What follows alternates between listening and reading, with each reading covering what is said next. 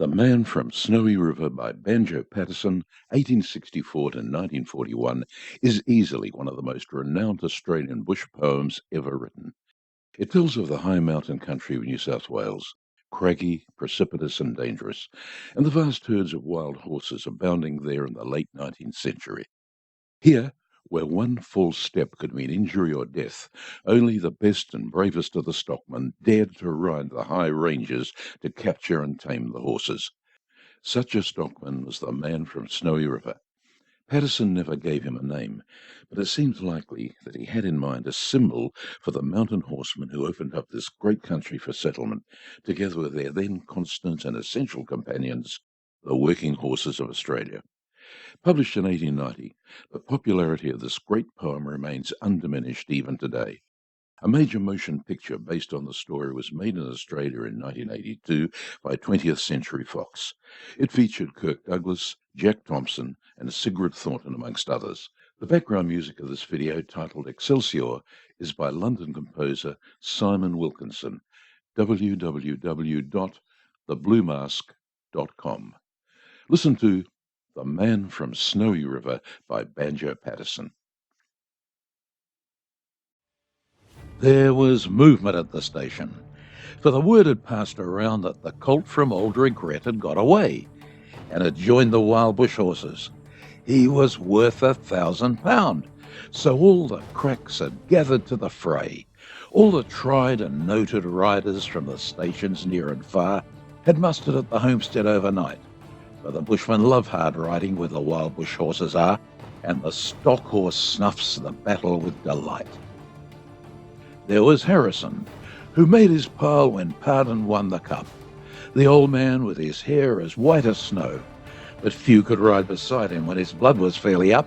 He would go wherever horse and man could go. And Clancy of the Overflow came down to lend a hand. No better horseman ever held the reins, for never horse could throw him while the saddle girths would stand. He learned to ride while droving on the plains. And one was there, a stripling on a small and weedy beast. He was something like a racehorse undersized, with a touch of Timor pony, 3 parts thoroughbred at least, and such as are by mountain horsemen prized. He was hard and tough and wiry, just the sort that won't say die. There was courage in his quick, impatient tread, and he bore the badge of gameness in his bright and fiery eye, and the proud and lofty carriage of his head. But still, so slight and weedy, one would doubt his power to stay. And the old man said, "That horse will never do for a long and tiring gallop. Lad, you better stop away. Those hills are far too rough for such as you." So he waited, sad and wistful. Only Clancy stood his friend. "I think we ought to let him come," he said. "I warrant he'll be with us when he's wanted at the end, for both his horse and he are mountain bred. He hails from Snowy River, up by Kosciuszko's side, where the hills are twice as steep and twice as rough, where a horse's hoofs strike firelight from the flintstones every stride.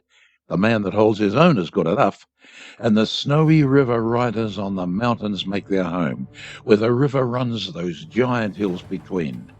I have seen full many horsemen since I first commenced to roam, but nowhere yet such horsemen have I seen." So he went. They found the horses by the big mimosa clump. They raced away towards the mountain's brow, and the old man gave his orders. "Boys, go at them from the jump. No use to try for fancy riding now. And Clancy, you must wheel them. Try and wheel them to the right. Ride boldly, lad, and never fear the spills, for never yet was rider that could keep the mob in sight if once they gained the shoulder of those hills." So Clancy rode to wheel them. He was racing on the wing, where the best and boldest riders take their place.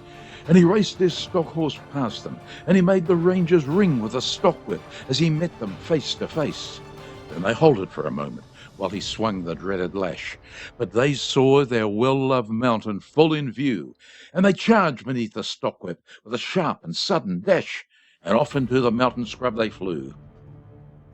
Then fast the horsemen followed, where the gorges deep and black resounded to the thunder of their tread, and the stockwhips woke the echoes, and they fiercely answered back from cliffs and crags that beetled overhead.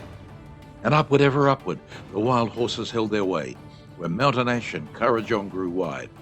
And the old man muttered fiercely, "We may bid the mob good day, no man can hold them down the other side." When they reached the mountain's summit, even Clancy took a pull. It might well make the boldest hold their breath. The wild hop scrub grew thickly, and the hidden ground was full of wombat holes, and any slip was death. But the man from Snowy River let the pony have his head, and he swung his stockwhip round and gave a cheer, and he raced him down the mountain like a torrent down its bed, while the others stood and watched in very fear. He sent the flintstones flying, but the pony kept his feet. He cleared the fallen timber in his stride, and the man from Snowy River never shifted in his seat. It was grand to see that mountain horseman ride.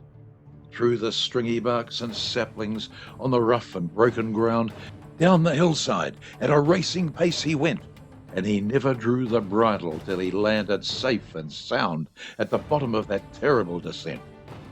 He was right among the horses as they climbed the further hill, and the watchers on the mountain, standing mute, saw him ply the stockwhip fiercely. He was right among them still as he raced across the clearing in pursuit. Then they lost him for a moment, where two mountain gullies met in the ranges, but a final glimpse reveals on a dim and distant hillside the wild horses racing yet, with the man from Snowy River at their heels. And he ran them single-handed till their sides were white with foam.